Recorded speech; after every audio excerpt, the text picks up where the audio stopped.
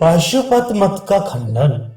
वेदांत दर्शन दूसरा अध्याय दूसरा पाठ 37वां सूत्र। पशुपति का मत भी आदरणीय नहीं है क्योंकि वह युक्ति विरुद्ध है।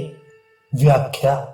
पशुपति मत को मानने वालों की कल्पना बड़ी विचित्र है।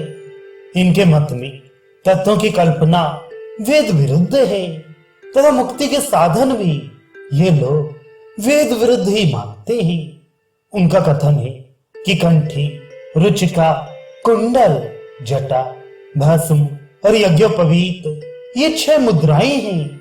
इनके द्वारा जो अपने शरीर को मुद्रित अर्थात चिन्हित कर लेता है वह संसार में पुनः जन्म धारण नहीं करता। हाथ में रुद्राक्ष का कंगन पहनना, मस्तक पर जटा धारण करना, मुर्दे की खोपड़ी लिए रहना तथा शरीर में भस्म लगाना, इन सबसे मुक्ति मिलती है। इत्यादि प्रकार से वे चिन्ह धारण करने मात्र से भी मोक्ष होना मानते हैं। इसके सिवा वे महेश्वर को केवल निमित्त कारण तथा प्रधान को उपादान कारण मानते हैं। ये सब बातें युक्ति संगत नहीं है, इसलिए यह मत मानने योग्य नहीं है। अब पाशुपतों के दार्शनिक मत निमित्त कारणवाद का खंडन करते हैं। 38वां सूत्र। संबंध की सिद्धि ना होने से भी यह मान्यता असंगत है। व्याख्या। पाशुपतों की मान्यता के अनुसार यदि ईश्वर को केवल निमित्त कारण माना जाए तो उपादान कारण के साथ उसका किस प्रकार संबंध होगा यह बताना आवश्यक है। लोक में यह देखा जाता है कि शरीरधारी निमित्त कारण कुंभकार आदि ही घट आदि कार्य के लिए मृतिका आदि साधनों के साथ अपना संयोग संबंध स्थापित करते हैं, किंतु ईश्वर शरीर आदि से रहित निराकार है, अतः उसका प्रधान आदि के साथ संयोग रूप संबंध नहीं हो सकता। अतएव उसके द्वारा सृष्टि रचना भी नहीं हो सकेगी। जो लोग वेद को प्रमाण मानते हैं उनको तो सब बातें युक्ति से सिद्ध करने की आवश्यकता नहीं पड़ती, क्योंकि वे परब्रह्म परमेश्वर को वेद के कथनानुसार सर्वशक्तिमान मानते हैं। अतः वे शक्तिशाली परमेश्वर स्वयं ही निमित्त और उपादान कारण हो सकता है। वेदों के प्रति जिनकी निष्ठा है उनके लिए युक्ति का कोई मूल्य नहीं है। वेद में जो कुछ कहा गया है वह निर्भ्रांत सत्य है। युक्ति उसके साथ रहे तो ठीक है, ना रहे तो भी कोई चिंता नहीं है। किंतु जिनका मत केवल तर्क पर ही अवलंबित है उनको तो अपनी प्रत्येक बात तर्क से सिद्ध करनी ही चाहिए। परंतु पाशुपतों की उपर्युक्त मान्यता न वेद से सिद्ध होती है न तर्क से ही, अतः वे सर्वथा अमान्य है। अब उक्त मत में दूसरी अनुपत्ति दिखलाते हैं। 39वां सूत्र। अधिष्ठान की उपपत्ति ना होने के कारण भी ईश्वर को केवल निमित्त कारण मानना उचित नहीं है। व्याख्या।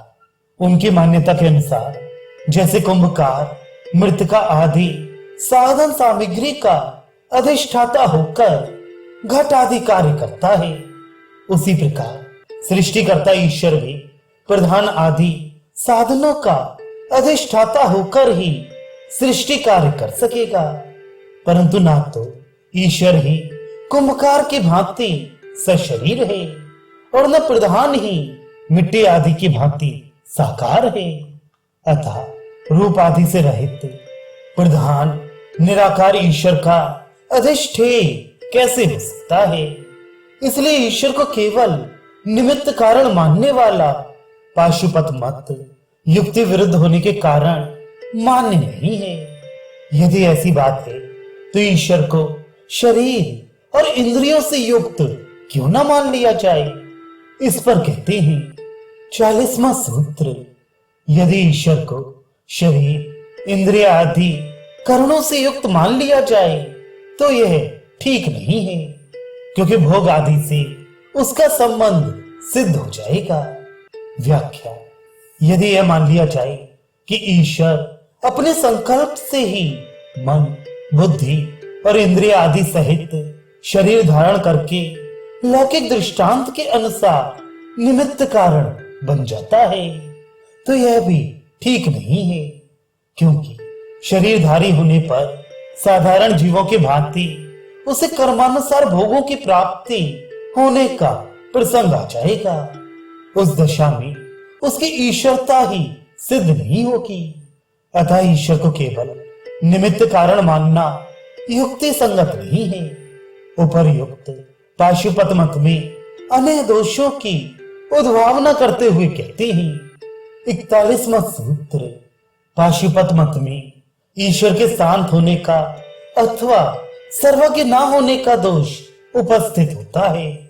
व्याख्या: पाशुपत सिद्धांत के अनुसार ईश्वर अनंत एवं सर्वज्ञ है, साथ ही वे प्रधान और जीवों को भी अनंत मानते हैं। अतः ये प्रश्न उठता है कि उनका माना हुआ ईश्वर ये बात जानता है कि नहीं कि जीव कितने और कैसे हैं, प्रधान का स्वरूप क्या और कैसा है, तथा मैं ईश्वर कौन और कैसा हूं।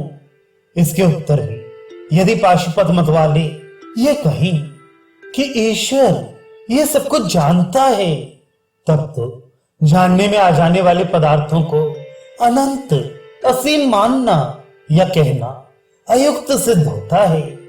और यदि कहें वे नहीं जानता, तो ईश्वर को सर्वज्ञ मानना नहीं बन सकता। अतः या तो ईश्वर, जीवात्मा और प्रकृति को शांत मानना पड़ेगा, या ईश्वर को अल्पज्ञ स्वीकार करना पड़ेगा। इस प्रकार पूर्वोक्त सिद्धांत दोषयुक्त एवं वेद विरुद्ध होने के कारण मानने योग्य नहीं है। यहां तक वेद विरुद्ध मतों का खंडन किया गया। अब वेद प्रमाण मानने वाले पांचरात्र आगम में जो आंशिक अनुपत्ति की शंका उठाई जाती है, उसका समाधान करने के लिए अगला प्रकरण आरंभ करते हैं।